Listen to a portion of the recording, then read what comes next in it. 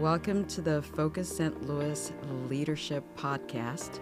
I'm really excited about our podcast today because I have been wanting to interview this gentleman for quite some time after I heard him give a speech on just leadership and his leadership journey.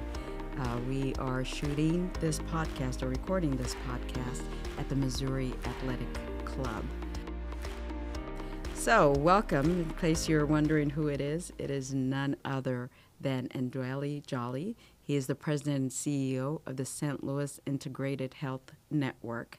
It's a mouthful, It is, but it's a powerful mouthful on the important work that you are doing in the region.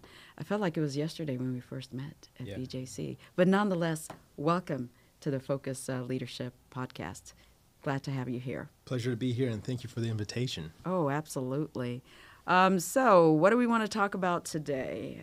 As I prepped and read your bio in terms of your amazing experience and your Eisenhower Fellowship, I thought I'd start with the personal question for you in terms of your beautiful kids who are off today. Mm-hmm. What legacy are you hoping that you would leave for your kids and also inspire them as they grow up? Ooh, wow, legacy. Wow, you start off with the hard and the personal at the same time. I try. No, thank you. Thank you for the question. I was prepared for the work stuff. Okay. The family stuff, is always a little different. And so I have a 10-year-old Preston, a 7-year-old Sheridan, and a 5-year-old Sloan. And they're all just hilarious. Amazing little human beings. Yeah, amazing, but so loving. And so for me, the legacy I always that I would love to see on our fridge each morning, I kind of have them do their little affirmation and read what's on there. It says, "Be kind whenever possible." It's always possible. And so for me to them, I want them to be kind always, not only to each other, but to the world and to those who they interact with. Right. And through that, I think opportunities abundant will be there for them. I think they will continue to matriculate, go through school, find what their passion, what drives them, and I hope that they follow their passion, they're successful, develop their own families and their own legacies in their own way. But if they enter the world as kind as they came in and continue to progress in that way, I feel like I've done my job. Wow. So true. Yeah. And I believe that it would happen. And I love the fact that you have affirmations for your children. It's a reminder every morning, I'm sure, in terms of what their North Star is. And that's wonderful. You mentioned the word abundance, and I have to say that with you, you've always had an abundance mentality. Where did that stem from? Wow. I think from both of my parents, really. Both my parents came from the Caribbean. My mom's from Jamaica. My dad's from the Commonwealth of Dominica. And they immigrated to the United States, and then here I popped up. And but they've always had, a growth mindset, or that there's always more that you can do. And as the saying goes, with great power comes great responsibility in that way. Right. And so they've done their job to build their own legacy, and then for me to continue on the journey of continuing the legacy of growing. I don't say growing necessarily, but really just searching for ways to serve others, and continue to make impact in a way that that sort of uplifts the community in small ways, but in large ways. And so I don't know. I think when you say abundance, I've been blessed with the things my parents have given me. They've never had to want for anything. There's lots of things I wanted to get, but I always had what I needed. And so that's a tough question. I may have to rethink about how do I answer that in the next phase. But in the book. In the book. Right. But no, my parents have always had, there's nothing that's not achievable. And so I had to come to the world with that. For parents to immigrate here and have such a fruitful career in academia, I had no excuses. I think it might be part of that immigrant ethic. Yeah. That they passed down to their kids. Yeah, no. no excuses. Yeah. So with both parents being professors and teachers, Oh, imagine wow. going to That school must and say, have been a little intense. oh yeah, no, I couldn't come home and say, well, the test was hard. Well, you should have done, Yeah. should have done more to Right. prepare. So that was always their mindset. Is like, there's so much more you can do with what you have. And so I've always had that in the back of my mind. There's always more that I can do. That's great. So what role would you say collaboration plays in your day-to-day work in community? Yeah, collaboration is core to the Seamless Integrated Health Network and core to how I just naturally work in a collaborative structure. So the IHN, Integrated Health Network, is a network of safety net providers. You have federally qualified health centers, hospital systems, academic partners, health departments, community-based organizations, and it's a membership-based organization, so they all pay dues in order to sit at the table to help collaborate and devise ways to reduce health disparities and serve the underserved populations here in the St. Louis region. But the systems and structures at play are the ones that create these conditions by which people are excluded from opportunity. And in order to undo that, Right. it can be done by one person alone. That's true. And so it takes deep and intentional collaboration to figure out how do we solve these sort of problems that have plagued our society for decades and generations. And so I enjoy being at the center of it all in order to unroot, disrupt, change, transform, create new systems and structures that promotes well-being in our communities. What's the biggest challenge of that work? Because you talked about systems that have been intentional about eliminating folks from that. What has been the biggest challenge? And I'd even take that one step forward. What is the biggest opportunity? The opportunities are abundant, as you go back to that word. The challenge, or I can maybe start with that I face to any collaborative sort of structure is disarming people with their own bias or implicit bias as they come into any conversation. Right. And getting people set to come in with a certain level of curiosity of what do you not know of the other? What can you learn from the other? Even if it's a different experience, a different model, a different way of doing things, a different community, how do you come with a level of curiosity to say, I know something, Right. but I don't know it all? And reserve judgment in conversation, in real time. It's easy to say that. It's harder to embody that in movement. And so working and developing the muscle memory to be able to say, I need to understand more from you versus I'm coming in with my thoughts and my agenda. The opportunities are, again, I love the word, maybe the theme today might be abundance. Right. So when you start to put these understand the interrelatedness of different structures at play, whether it's, housing security, educational attainment, healthcare, access to healthcare, all these things as they come into play to live well, to thrive in any environment, these things have to work together. People aren't inherently bad. People aren't inherently unhealthy or want to be unhealthy. I don't know too many people wake up and say, hey, I want to be sick today. That's right. Right? Yeah. And so I'm always reminded by the quote there, when a flower doesn't bloom, you don't fix the flower, you fix the environment in which it grows. And powerful. so what I try to do at the IHN table is get people centered around what's happening in the environment so that everyone in the community can thrive. And then from there, we all know, through the For Sake of All report that, we could have so many more X billion dollars. People would want to be, who doesn't want to be in an environment where they can grow and thrive? That's true. So we can totally transform St. Louis, make it a place, a destination, not a flyover, but a destination where people want to be because they know they can live well. And so IHN, and I think its partners and people in the community in St. Louis region, we can totally do a lot. The opportunities are abundant. I love that ethos of we can do a lot and it's possible. It's always possible. And possible. I will add to that within our lifetime. Oh yeah, within our, the fierce urgency of now, Yes, absolutely. So I'm curious, how do you set a table in a meeting where people come with a curiosity mindset as opposed to some of those things you mentioned, bias, judging, stereotyping? How do you set that table? How do you set a table to come in with a certain level of curiosity? I think there's always the preparation for these meetings where,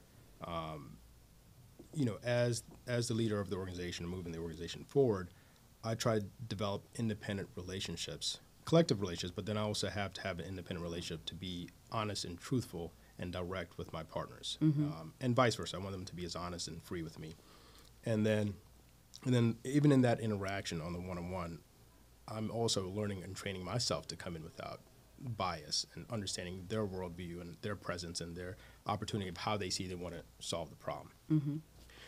And then that's sort of, then you sort of bring that with you into the meeting, right? You sort of present problems and parts of the problems in different ways and being fluid enough to know that people may see it differently, but they can all work towards the same goal. Another piece of it is, as I begin any meeting, I center the vision and the mission. And if we're all looking at that and not each other, then your mind begins to remain open to other possibilities you didn't see before, or you may not have thought of before coming into a meeting. So I think it's both preparation before the meeting. I think you have to sort of level set where we're going with the meeting and what we're hoping to see. But even all through that thread, you're always centering the vision. And you're centering the mission of why we're here. So everybody has to understand why they're here. And I think of another quote that diversity in itself is the art of thinking differently together. And so I love that. So I always, I don't want people to think the same. I want people to come in, bring their worldview, their perspective, their lived experience, and then figure out how we're going to walk and march towards that vision of a different tomorrow. What do you think is holding people back? What's holding people back? I will say,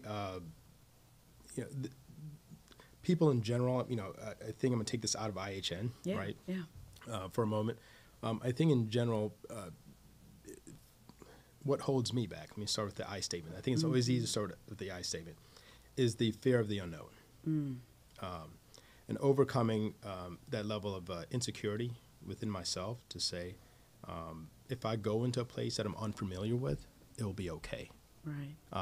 And how do I build up that level of security to have tough conversations, vulnerable conversations, being in really tough, tight spaces where I may not know the answer or know how to navigate, is building a network or building a collective body around me to support me even when I fall. And even when I don't know things, I have you to call to lift me up, not just with knowledge, but with spirit. Right. And so sometimes when you get into this sort of work, it's very tricky.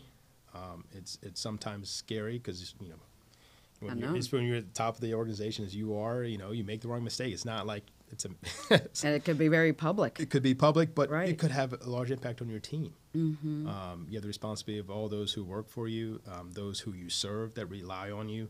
And so you have that trepidation or that fear inside the back of your head, but what allows you to overcome that, again, reminds you that you're not alone. That's true.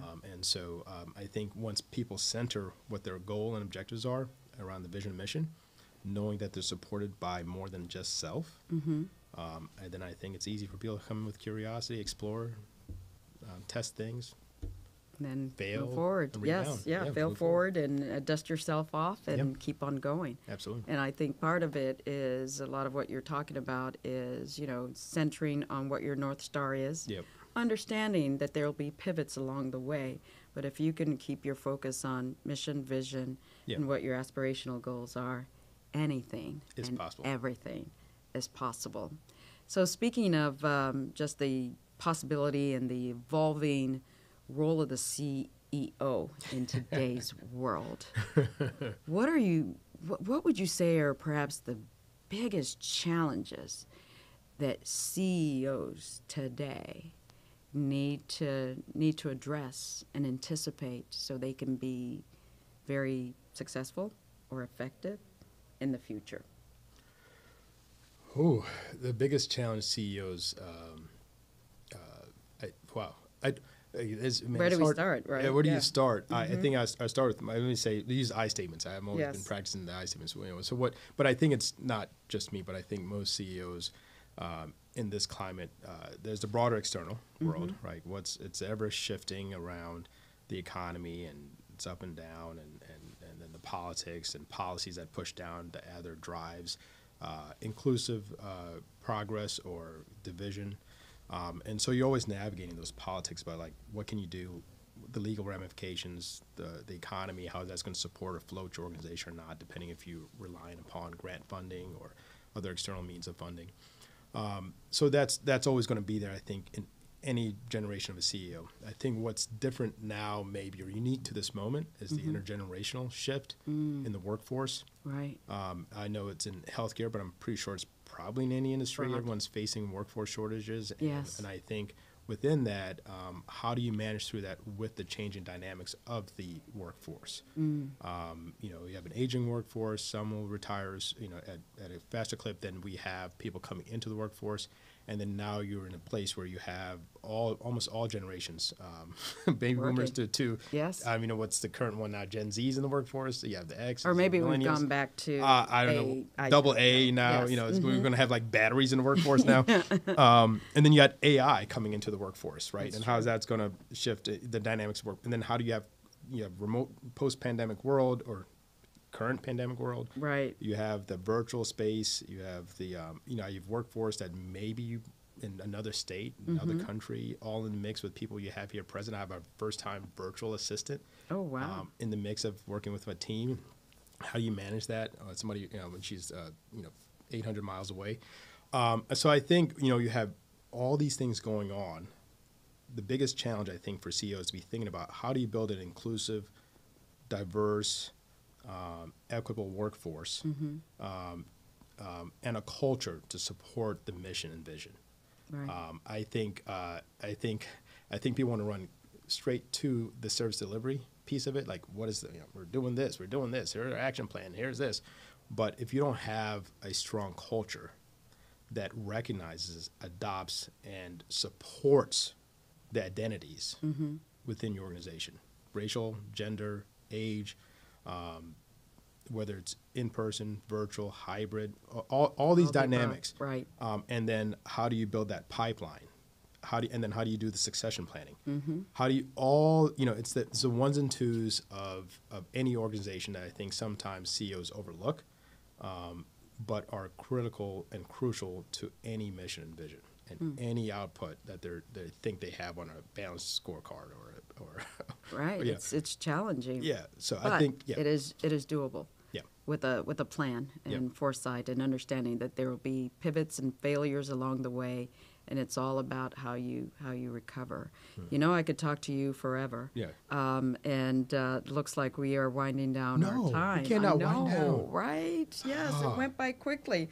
But I do have one question for you. Final question to you is... Not answering it. Yes, I know, right? Yeah. If you could reimagine St. Louis region 10 years from now, what would it look like? Oh man! And we have the time just for this question. No, St. Louis region.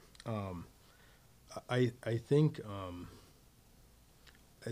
St. Louis has all the. I always talk about St. Louis being like a big city with all the amenities, but with the feel of a small town. And I think if we can get beyond the borders, and I say borders, I'm talking about our municipalities, our districts, all the, if we can get beyond that, if we can get beyond the racial divisions, the political divisions, all the just divisions that are keeping us separate, right, and make that small town feel really be across those borders, right, where I see you as truly my neighbor, in the same goal of creating a healthier St. Louis.